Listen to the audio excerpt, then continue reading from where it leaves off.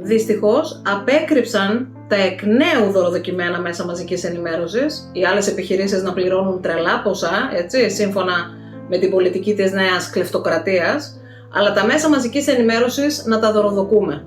Απέκρυψαν λοιπόν ότι τη Ζουράφα, ή αλλιώς Λαδοξέρα λόγω του πετρελαίου, ανατολικά της Σαμοθράκης, τη διεκδικεί η Τουρκία, όπως έγινε και με τα Ήμια. Δεν πρέπει να υποτιμούμε τη σημασία ορισμένων ενεργειών, ούτε να επηρεαζόμαστε από το μικρό μέγεθος νησιών ή βραχονησίδων που η Τουρκία διεκδικεί.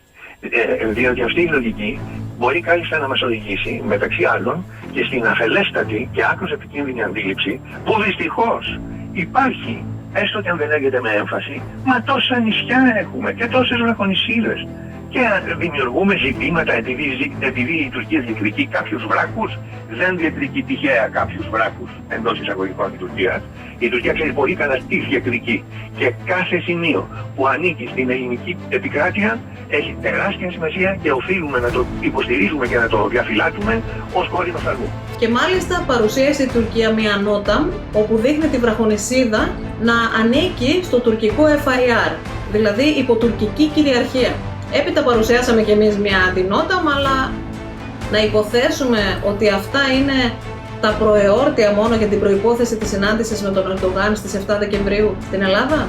Θα έπρεπε βεβαίως, μετά την άνευ προηγουμένου, την απαράδεκτη δήλωση του Ερντογάν για τα μέρη της τουρκικής καρδιάς, στα οποία συμπεριέλαβε και τη Θεσσαλονίκη, να έχει υπάρξει μία κατηγορηματική και θα σας έλεγα και αυστηρή αντίδραση από τη δική μας πλευρά, κυρίως σε ό,τι αφορά τη Θεσσαλονίκη. Διότι ο Ερντογάν, ούτε λίγο ούτε πολύ, μάλλον ευθέως, μας είπε ότι ξέρετε, επειδή το όραμά μου είναι να επαναφέρω στην τουρκική εξουσία τα μέρη που ανήκαν άλλοτε στην Οθωμανική Αυτοκρατορία, στο πλαίσιο της δημιουργίας ενός νέου Οθωμανικού κράτους που θα αποτελεί μεγάλη δύναμη στην περιοχή, αναφέρω ενδεικτικά και κάποιες πόλεις που ανήκαν άλλοτε σε εμάς. Και εκεί μας εμφανίστηκε τη Θεσσαλονίκη.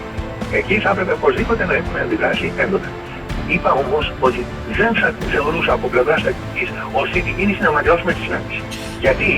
Διότι αμέσως θα είδαμε το επιχείρημα ότι να, βλέπετε ποιος το στηρίζει, ποιος είναι αυτός που υπονομεύει τις προσπάθειες διαμόρφωσης καλού κλίματος μεταξύ Ελλάδας και Τουρκίας.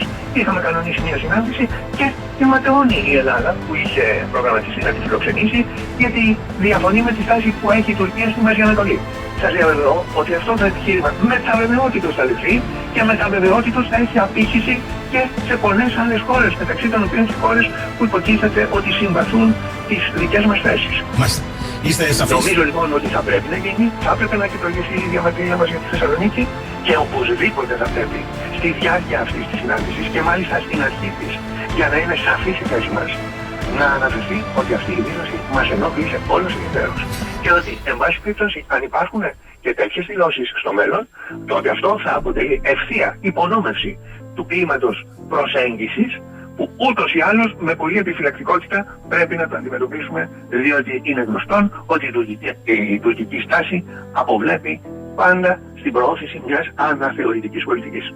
Ο οποίος Ερντογάν το έχει παρακάνει, αλλά δεν τολμάει κανένας να του ρίξει ένα χαστούκι, ούτε ο ίδιος ο Biden που τον βρίζει όλη μέρα ο Ερντογάν και εκείνος στέλνει τον υπουργό του, τον Blinken, παρόλα αυτά. Φυσικά, ένα σοβαρός λόγος που οι δημοσκοπήσεις είναι υπέρ του Τραμπ για τις επόμενες εκλογές των ΗΠΑ σε ένα χρόνο περίπου είναι και αυτός. Έχουν βαρεθεί να εμπλέκονται και να χρυσοπληρώνουν οι Αμερικανοί τους εκάστοτε πολέμους, είτε είναι της Συρίας, είτε της Ουκρανίας, είτε του Ισραήλ τώρα.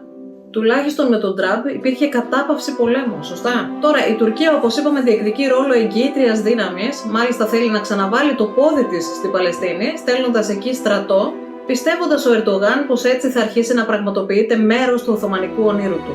Εν τω μεταξύ τολμάει να απενοχοποιεί τη Χαμάς, ενώ δαιμονοποιεί το Ισραήλ, το οποίο έχει η Ισραήλ από την πλευρά της κυβέρνησης Νετανιάχου τις ευθύνες του κι αυτό, ούτε οι ίδιοι καλά δεν τον θέλουν τον πρωθυπουργό τους, έτσι. Τολμάει λοιπόν ο Ερντογάν και μιλάει για το Ισραήλ ότι κάνει εθνοκάθαρση και γενοκτονία στην Παλαιστίνη. Ο ηγέτης ενός λαού που βαρύνεται για τη γενοκτονία Ελλήνων, Αρμενίων και Ασσυρίων και τώρα μάλιστα πάει για την τέταρτη γενοκτονία των Κούρδων που συμβαίνει σήμερα, αυτή τη στιγμή. Είναι επικίνδυνη η πολιτική του Ερντογάν για όλη την περιοχή. Βετεράνοι αναλυτές δεν εκπλήσονται από τη στάση που έχει υιοθετήσει σήμερα ο Ερντογάν στο Μεσανατολικό και προειδοποιούν ότι θα ήταν λάθος να υποτιμηθεί η ευρύτερη κοινωνική και πολιτική δυναμική που κυριαρχεί πλέον στην Τουρκία. Εν τω μεταξύ, εντύπωση προκάλεσαν οι δηλώσεις του γιου ενός ιδρυτικού μέλους της Χαμάς. Δώστε προσοχή.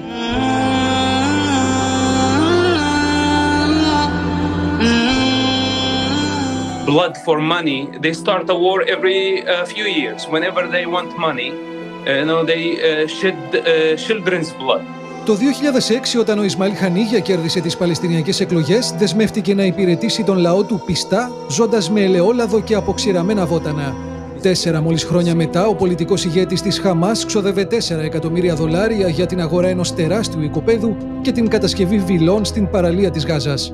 Και ας παρακολουθήσουμε να μάθουμε κάτι από την πιο πρόσφατη ιστορία, από τον καθηγητή κύριο Μάζη, ώστε να καταλάβουμε καλύτερα με τι έχουμε να κάνουμε σήμερα. 17 η επιστολή Μπάλφουρ, 37 η Επιτροπή Πιλ, η οποία τι δίνει στο Ισραήλ, στο κράτος του Ισραήλ.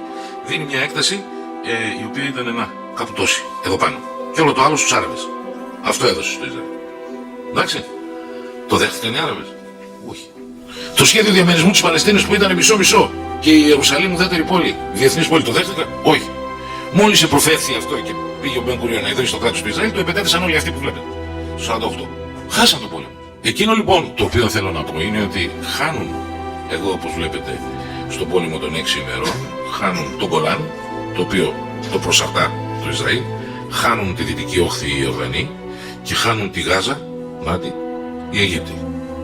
Στον πόλεμο του Γιόμ Κιπούρ οι Εβραίοι καταλαμβάνουν όλο το Σινά και τους το δίνουν πίσω για να επιτύχουν καλύτερες σχέσεις με την Αίγυπτο.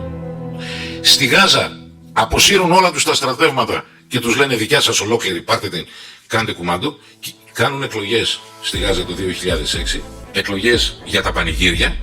Επικρατεί η Χαμάς, κατασφάζει όλους τους αντιπάλους τους πολιτικούς που ανήκαν στη Φατάχ. Η Φατάχ ήταν το κόμμα του Αραφάτ, έτσι.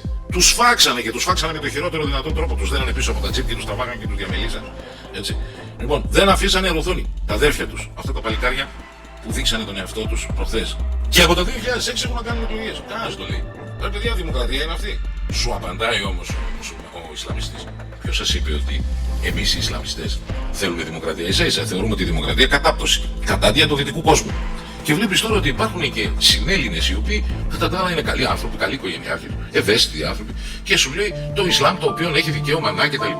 Ρε φίλε, εσένα θα σκοτώσει πρώτο. Λοιπόν, αντιλαμβανόμαστε ότι τα πράγματα είναι σοβαρότερα από ό,τι νομίζουμε και πολύ πιθανόν να βρεθούμε σε δύσκολη θέση κι εμείς. Όπως τόσοι άνθρωποι ανά τον κόσμο. Έλληνα, άνθρωπε, ο Θεός έχει προορίσει για να κάνεις μεγάλα πράγματα. Κάποιοι δίνουν και τη ζωή τους για κάτι τυποτένιο. Αλλά εσύ έχεις γαλουχηθεί διαφορετικά, με τιμή, με φιλότιμο. Κάποιοι μάλιστα περιμένουν από εσένα για να σωθούν. Γι' αυτό, όπως συνεχώς λέω, μην τα παρατάς. Μην ξεχνάς ποιος είσαι. Γίνε εσύ η αιτία να ενθαρρυνθούν και άλλοι γύρω σου, εμπνεόμενοι από την πίστη σου και από το θάρρος σου. Είμαι η Μαρία Δασκαλάκη και σε ευχαριστώ που παρακολούθησες.